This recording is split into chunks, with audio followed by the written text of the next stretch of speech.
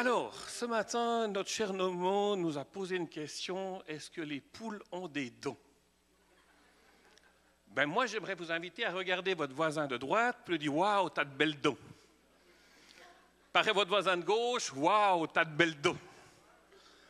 Pourquoi? Parce qu'on est tous ici sujets d'un miracle de Dieu.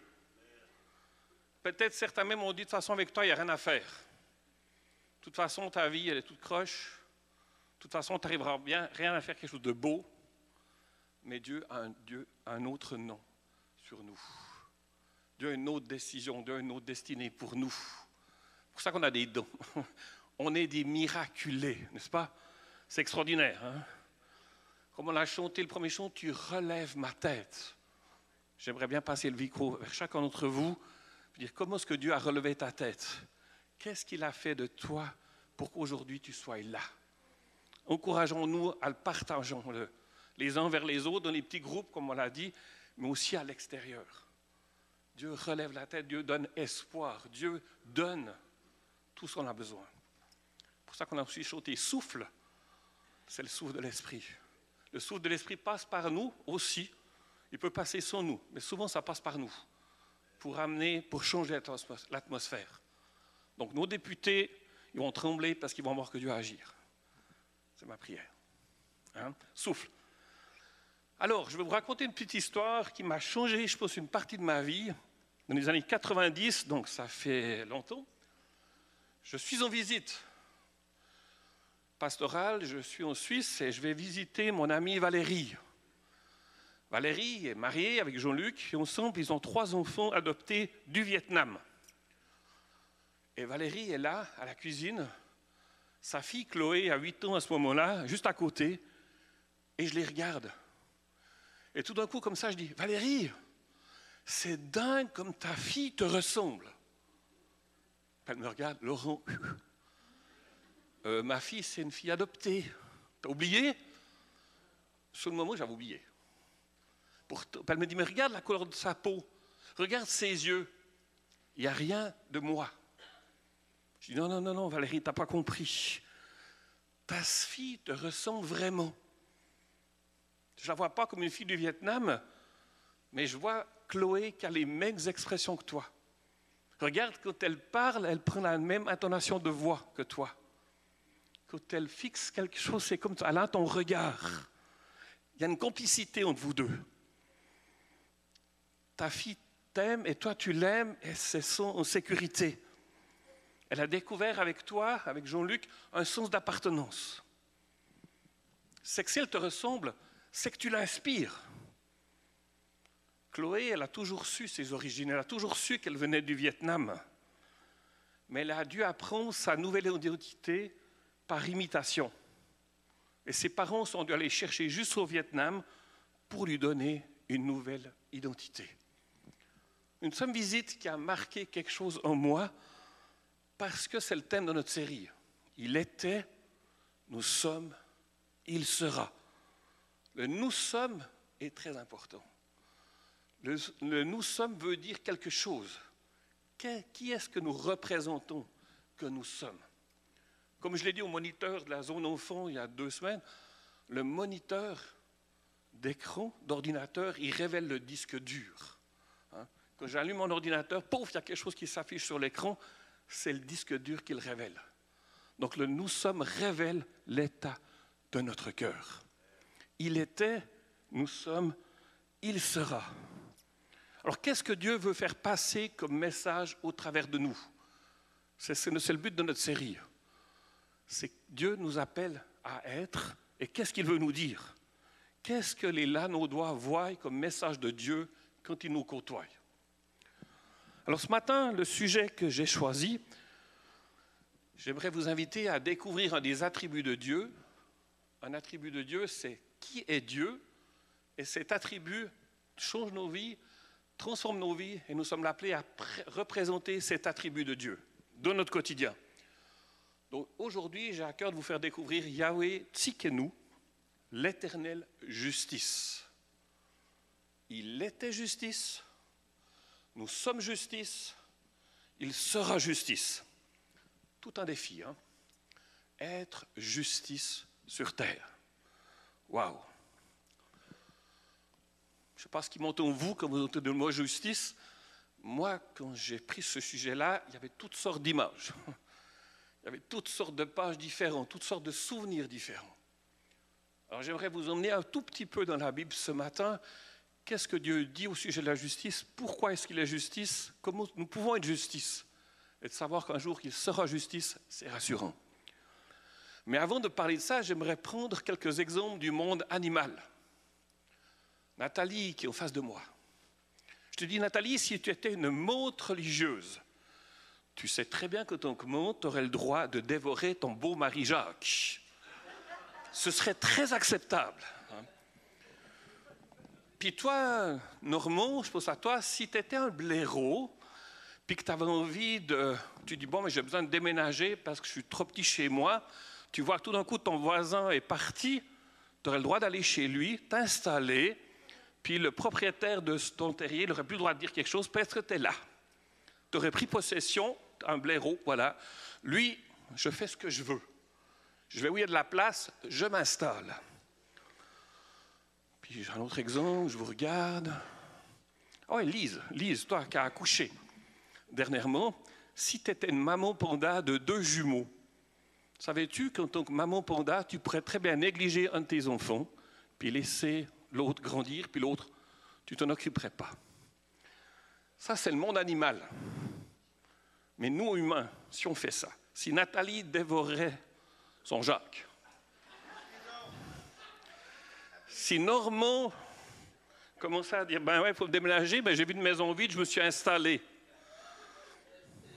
Et si Lise s'occupait, négligerait un de ses enfants, qu'est-ce qui se passerait, hein? On serait jugé incorrect, inéquitable, injuste, et comme dit Benoît, probablement, certainement même, la prison. Mais qu'est-ce qui est juste, en fait? Qui a le droit de décider, qui nous dit ce qui est juste et pas juste? Au Bejiwan, je suis allé, c'est au nord du Québec, c'est le peuple Atikamekw, c'est la première fois que je découvre cette nation sur mon cœur. En janvier, il fait moins 50 en 2005. Je suis avec Patty, mes 3 petits-enfants, habillés chaudement. Et on arrive dans une maison, on nous dit, ben ici, c'est là que vous vous installez pour dormir. La propriétaire nous a montré la chambre, elle nous a montré la cuisine. Il y avait des beaux croissants sur la table. Elle est partie. Mes enfants avaient faim, mais on ne savait pas ce qu'il fallait faire. Si ce n'est pas chez nous, écoutez les enfants, non, on ne peut pas manger, ce n'est pas à nous. Puis j'ouvre le frigo, il y avait plein de belles choses, mais je n'ai pas osé toucher. Puis le lendemain matin, la propriétaire rentre, elle revient, elle voit les croissants, elle voit le frigo qui était tout plein. Choquée, elle part en courant voir mon chef d'équipe. Hé, tes petits Suisses là que tu as invités, ils ne sont pas polis? Pourquoi? Ils ne mangent pas ma nourriture? Ils trouvent que ce n'est pas bon? Alors mon chef d'équipe arrive. Laurent, qu'est-ce que tu as fait? Tu n'as pas mangé? Ben non, on a faim, mais c'était sur la table, non? Ben elle ne nous a jamais dit qu'on pouvait, c'était pour nous. Dans ma culture suisse, tu ne vas pas te servir comme ça. Tu prends. Si on te dit, prends. Qu'est-ce qui était juste? Alors j'ai dû expliquer, on a rigolé, mes enfants se sont régalés après. Mais pour moi, c'était, je vis une autre culture là, un autre choc. Pour elle, c'était juste, je t'offre ma maison, je t'offre tout ce qu'il y a avec. Pour moi, c'était juste l'inviter, je vais me coucher, je suis content, je serai au chaud, c'est tout. Voilà. C'est Bernard Werber qui a dit, entre ce que je pense, ce que je veux dire, ce que je crois dire, ce que je dis et ce que vous voulez entendre, ce que vous entendez, ce que vous croyez comprendre, ce que vous voulez comprendre, et ce que vous comprenez réellement, il y a au moins 9 possibilités de ne pas se comprendre. C'est un petit peu ça que je me suis dit face à la justice. Ouch! Qu'est-ce que ça veut dire justice? Parce qu'on a toutes sortes de réactions quand on entend le mot justice. Et c'est très souvent en lien avec une histoire personnelle.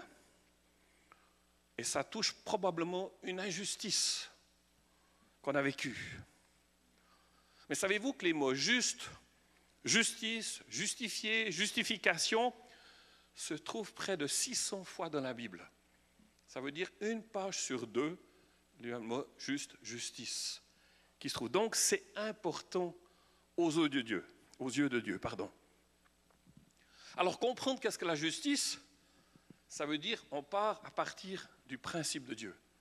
On part depuis Dieu. Comment est-ce que Dieu voit la justice? Pas en fonction de notre expérience personnelle, pas à partir de notre propre compréhension, de notre loi, comme moi, le petit Suisse qui croyait avoir raison, de ne pas toucher.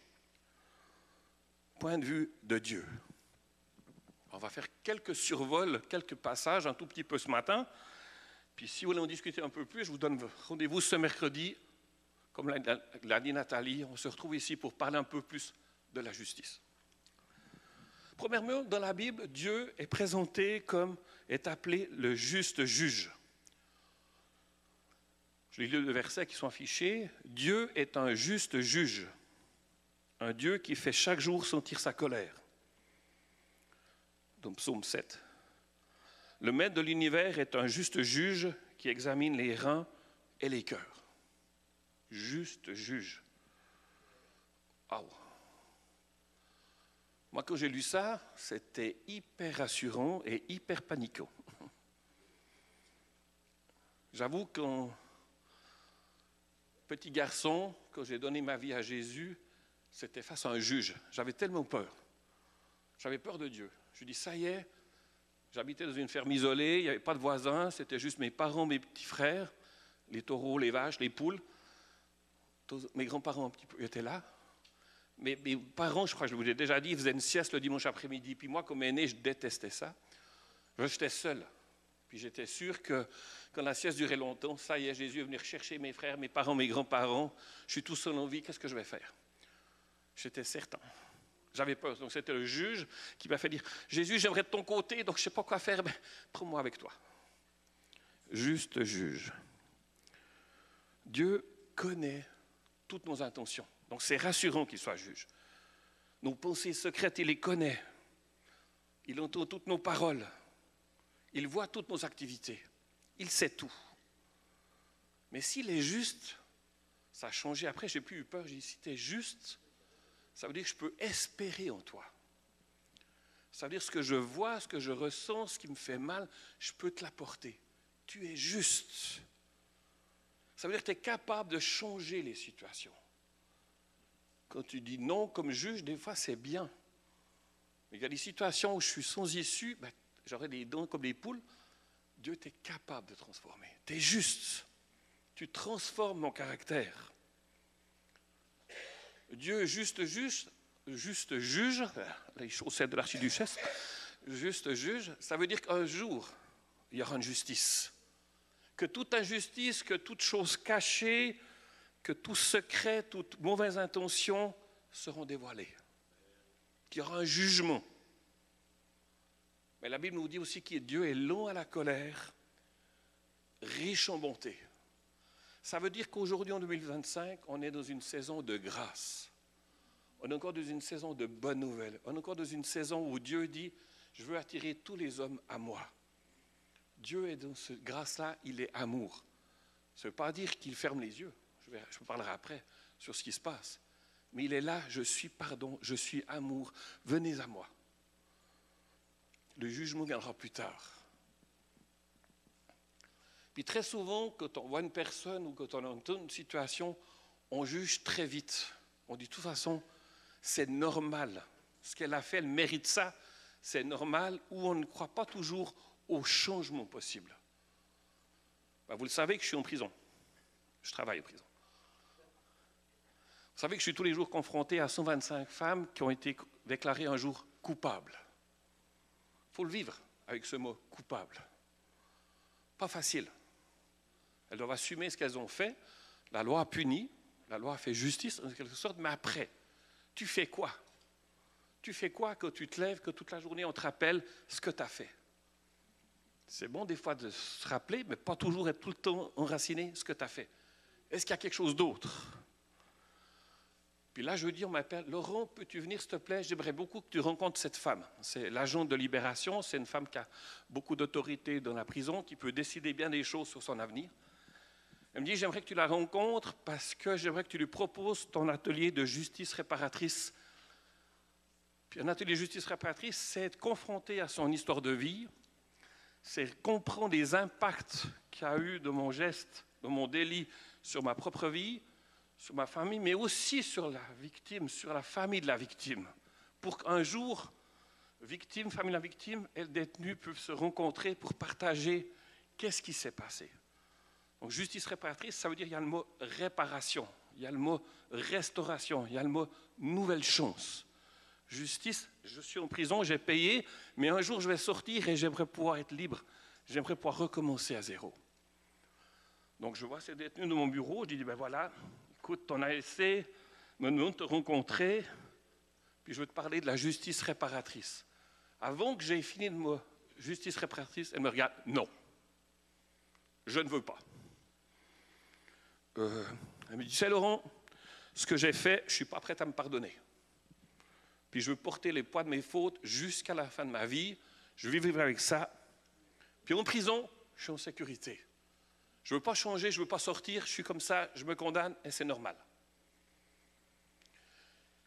Je l'ai regardé, j'avoue que je ne savais plus quoi dire. J'ai dit, tu me désamorces là, tu mets à terre, je ne sais plus quoi te dire. Moi, je te propose quelque chose, tu me dis non. Ok, je lui dis, c'est vrai. Je ne sais pas ce que tu as fait, mais ce que tu es en train de me dire, c'est grave. Donc la justice, ça s'est prononcé. Ok, la prison est juste. Mais je te rappelle qu'un jour, au bout de ton année, tu pourras sortir. Tu auras payé, en quelque sorte. Tu sais, il y a juste une vie derrière les barreaux. Il y a une possibilité d'une vie nouvelle pour toi. Elle me dit, Laurent, je t'ai dit non. La prison, c'est ma sécurité. Je dis, Seigneur, mais pourquoi est-ce qu'elle dit ça? Est-ce qu'elle est marquée à vie par son délit ou parce qu'elle croit tout ce qu'on lui dit, de toute façon, toi, tu n'arriveras jamais à rien? Ou c'était comme ça, c'était programmé d'avance, donc ta vie, c'est prison? Puis là, je pense que c'est là, comme chrétien, on a un rôle à jouer, c'est de dire, Seigneur, tu as créé cette personne avec un but. Elle s'est trompée, elle a fait des fautes graves, ok, mais tu as quelque chose d'autre derrière. C'est quoi ta justice en elle? Comment toi tu la vois? Toi, le juste juge, qu'est-ce que je peux dire?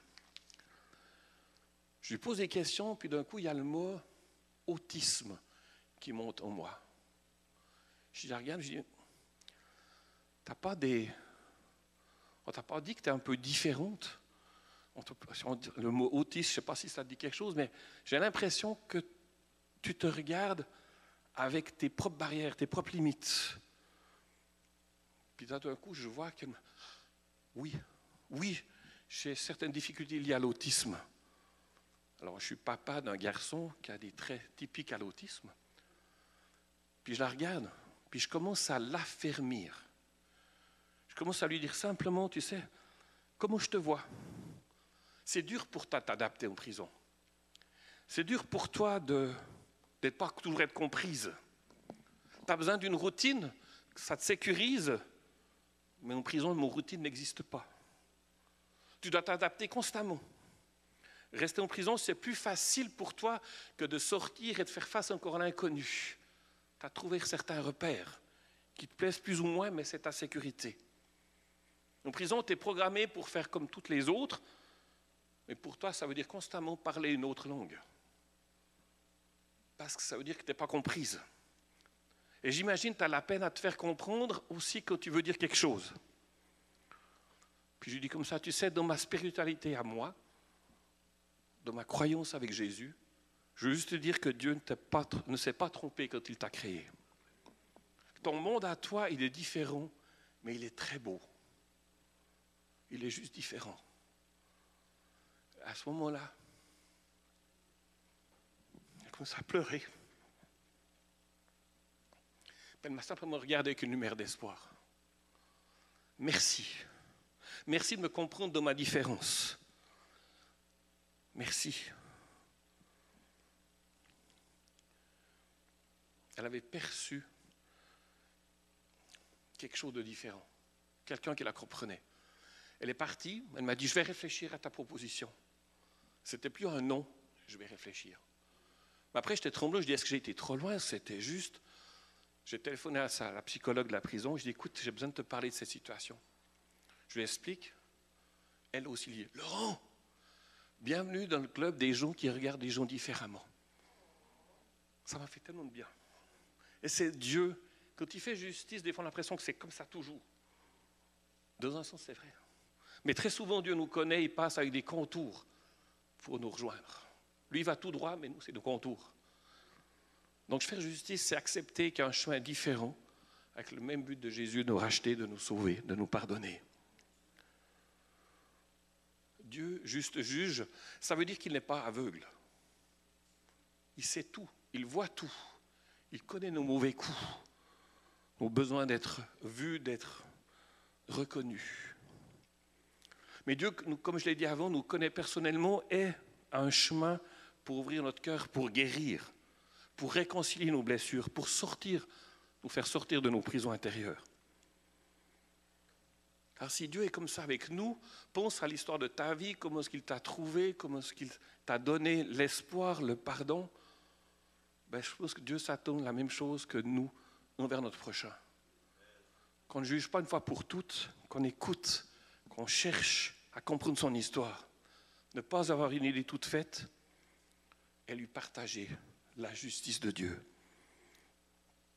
La première fois que le mot justice est cité dans la Bible, ça concerne Abraham. Abraham, notre père dans la foi. Abraham qui a quitté sans savoir où il allait. A quitté. Dieu, je t'obéis, je marche avec toi.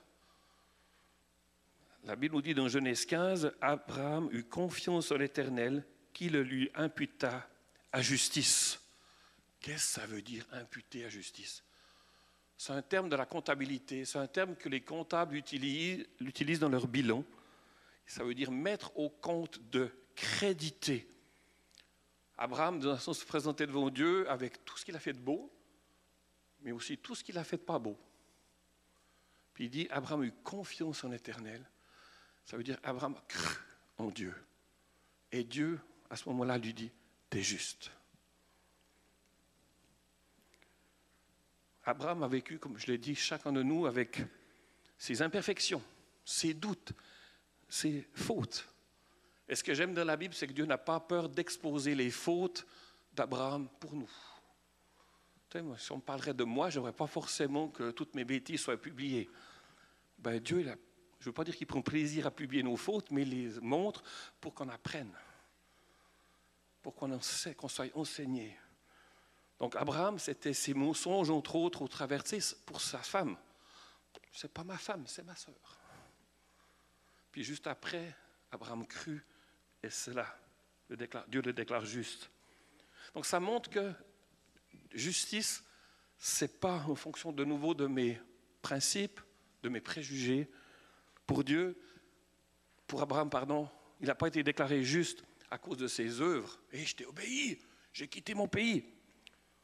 Il a été déclaré juste parce qu'il a mis sa confiance en Dieu, parce qu'il a cru en Dieu. Un autre verset nous dit que la Bible nous dit que nous sommes tous nés dans le péché. C'est très différent de ce que le philosophe Jean-Jacques Rousseau a dit. L'homme est né bon, mais la société le corrompt.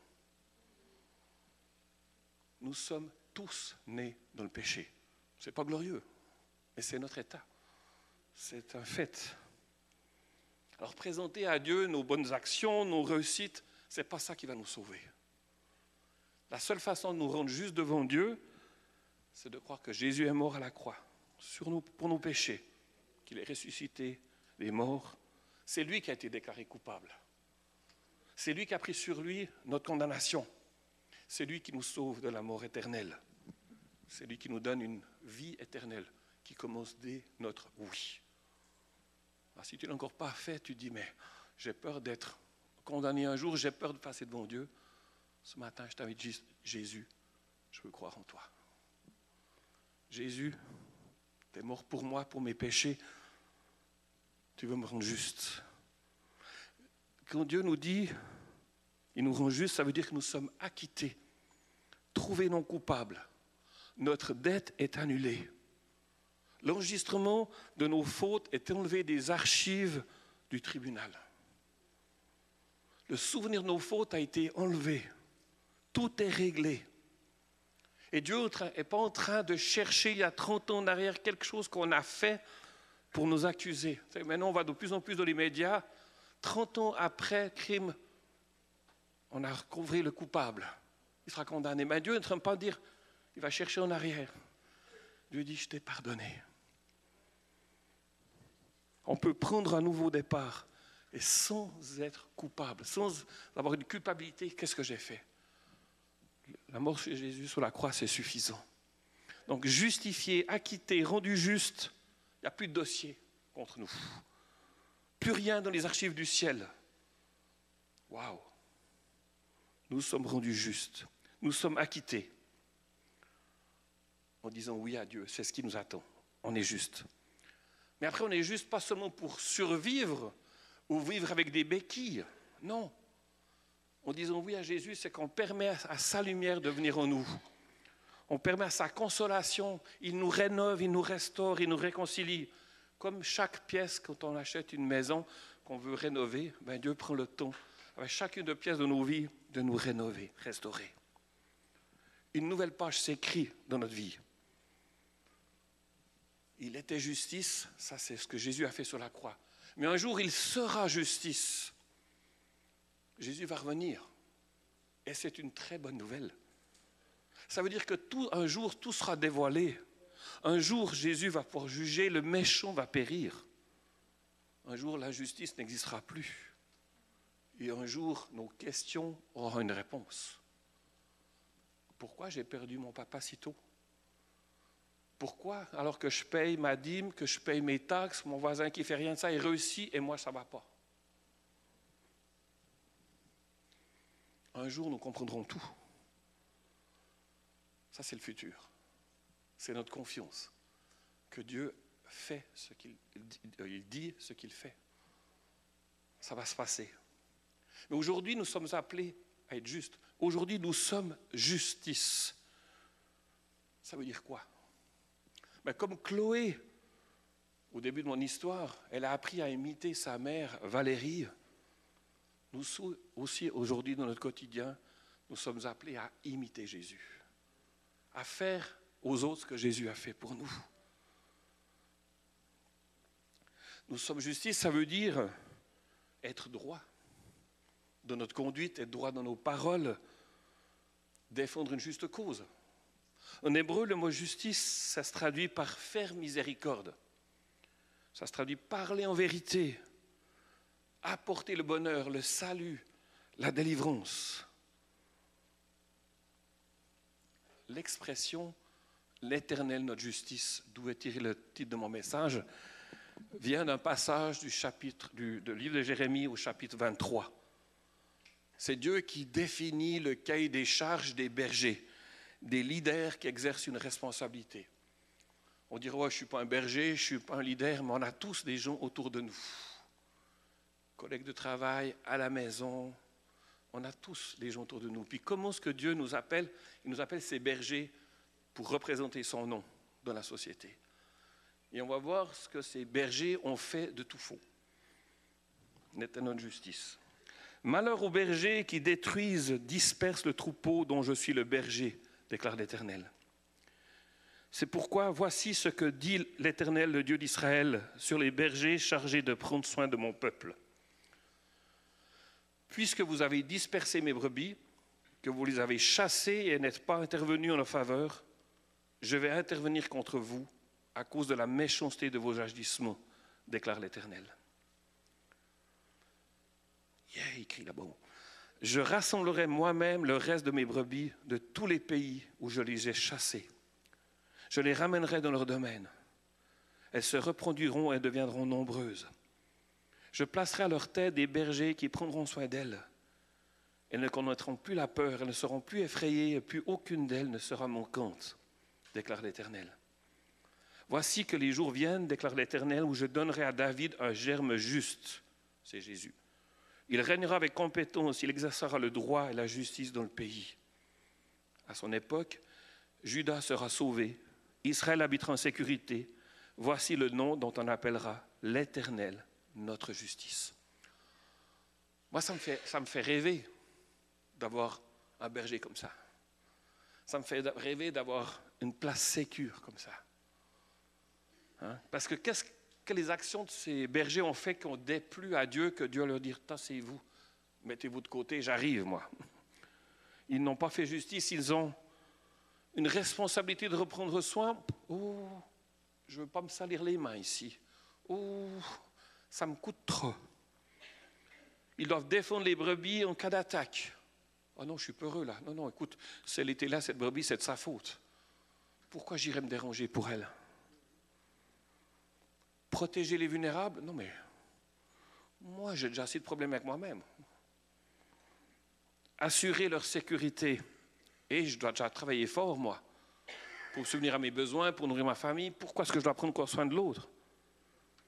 Fournir les besoins nécessaires pour une bonne santé. Prévenir du danger. Être doux tout en étant ferme. Les rassembler pour leur donner un sens d'appartenance. Pratiquer justice, faire justice, être justice, ça veut dire se soucier de notre prochain. Je crois que je vous l'ai déjà dit, mais quand j'avais 19 ans, je suis à l'hôpital. Et puis, je suis en train d'être opéré, c'est au milieu de la nuit. Puis mes parents reçoivent le téléphone du chirurgien. Vous êtes monsieur et madame Gerber? Oui. Vous savez que votre fils est en train d'être opéré? Oui, on le sait. Alors, qu'est-ce qui se passe? Le médecin a simplement dit, on ne sait pas si votre fils va vivre. On a des doutes. Son opération ne se passe pas bien. En fait, ce que j'étais à l'hôpital, c'est que 2 semaines avant, un médecin m'avait opéré d'une appendicite. Et puis, il y a une faute professionnelle. Ce qui fait que, à ce moment-là, quand j'étais à 19 ans à l'hôpital, c'est une péritonite foudroyante que j'avais. Cette péritonite m'a fait perdre 30 livres en une semaine, un bon régime. Bref, je me réveille, j'ai plein de tuyaux partout. La première chose que je vois, je vis. Je suis en vie. Je me souviens très bien, parce que juste avant d'être opéré, j'avais dit à l'infirmière, est-ce que je vais vivre, moi? Je ne sais pas, si on le prend assez vite, probablement. C'est tout ce qu'elle m'avait dit. J'étais en vie. Mais ce qui était choquant pour moi, c'est qu'après m'être réveillé avec tous ces fils, j'ai 2 personnes qui arrivent vers moi. Tu sais, Laurent, tu es ici parce qu'il y a une faute grave d'un médecin. Il faut que tu signes ces papiers pour obtenir justice. Tu dois obtenir un dédommagement. Ben, c'est choquant ce qui t'arrive. On t'a sauvé, mais c'était tout juste. Tu veux signer ce papier pour qu'il y ait une accusation contre ce médecin? Je t'ai à peine réveillé, je ne comprenais rien. Puis j'ai attendu que mes parents viennent me trouver à l'hôpital. Puis je dis, mais papa, maman, comme vous avez reçu ce téléphone, parce que j'ai appris que le médecin avait téléphoné, vous avez fait quoi, vous? Ben, ils m'ont dit tout simplement, on a prié. On a dit, Laurent, c'est ton fils, Dieu. Tu t'en occupes. Si tu veux le reprendre, tu peux. Ça nous fera mal, mais t'es Dieu. Puis ils ont fait toute une chaîne de prières, de plein de téléphones, pour qu'on prie pour moi. Ils m'ont simplement dit, on a mis notre confiance en Dieu, c'est lui qui a le dernier mot. Ben, vous savez quoi, les personnes qui sont venues sur le lit là, pour faire signer, j'ai déchiré la lettre. Ben, j'ai dit, papa, maman, merci m'avoir montré qu'il y a une justice, c'est Dieu. C'est Dieu qui dit plus tard dans la Bible, à moi la vengeance. Ce n'est pas nous qu'on décide ce qui est bien ou pas. C'est Dieu qui sait toute l'histoire. Dieu, vengeance. Au début, ça me choquait. Quoi, Dieu, tu vas te venger? Aujourd'hui, je suis rassuré. Toutes les situations injustes qu'on voit, tout ce qui se passe à Gaza, en Israël, en Ukraine, et ailleurs au Soudan et partout, un jour, Dieu va dire, hé, j'interviens. Mais on peut faire quelque chose déjà aujourd'hui. C'est Michée 6,8 qui nous dit, on t'a fait connaître, ô homme, ce qui est bien. Et ce que l'Éternel demande de toi, c'est que tu pratiques la justice, que tu aimes la miséricorde, que tu marches humblement avec ton Dieu. C'est un vieux chant, je ne vais pas le chanter, mais je pense que vous le connaissez. C'est le chant, en tout cas, avec Patty, quand mes enfants s'endormaient, on leur chantait ça. On t'a fait connaître, ô homme, ce qui est bien. Donc ça veut dire quoi, pratiquer la justice? Je crois que c'est agir d'une manière équitable, droite dans toutes nos relations. C'est nous engager à faire ce qui est juste aux yeux de Dieu. C'est être les mains et les pieds de Jésus. C'est être intentionnel et c'est souvent sortir de notre zone de confort. Ce que j'aime de l'histoire du bon Samaritain, c'est que quand il a vu le blessé, l'homme à moitié mort sur la route, il n'a pas pris son cellulaire. « Oh, écoutez, l'agence, là, vous pouvez venir, s'il vous plaît, il y a un problème là. » Il n'a pas fait le 911 ou il n'a pas appelé un ministère pastoral qui a un don de guérison pour prendre soin. Lui-même s'est penché. Il s'est impliqué personnellement, à ses frais.